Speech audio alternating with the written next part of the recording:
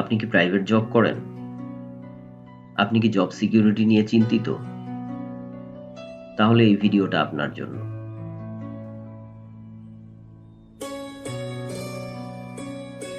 মানুষের জীবনের যেখানে সিকিউরিটি নেই, সেখানে জবের সিকিউরিটি থাকবে না, এটাই স্বাভাবিক। আর সেটা যদি হয় প্রাইভেট জব, তাহলে তো কথাই নেই। তবে বড় ব্যাপার হলো থিংকিং ও ইনসিকিউরিটি। এটা আমাদের ভেতরে একটা বড় ধরনের মানসিক চাপ তৈরি করে, যা আমাদের কর্মদক্ষতাকে নষ্ট করে। সারাক্ষণ যেখানে একটা হারানোর ভয় তাড়া করে বেড়ায়, সেখানে আঁকড়ে থাকা, স্থায়ীভাবে কিছু করা, স্বাধীনভাবে চিন্তা করার সুযোগ থাকে না, আসে না। মানুষ তখন দুশ্চিন্তাগ্রস্ত হয়ে পড়ে এবং সিকিউরিটির জন্য সুযোগ খুঁজে।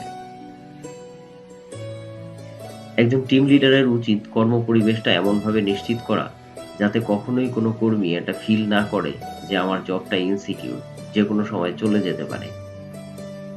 অন্তত এটুকু সাহস দেওয়া উচিত যে নির্ভয়ে কাজ করো, যেকোনো সমস্যা আমি সব সামলে নেব। যদি না পারি অন্য কোথাও সুযোগ করে দিব।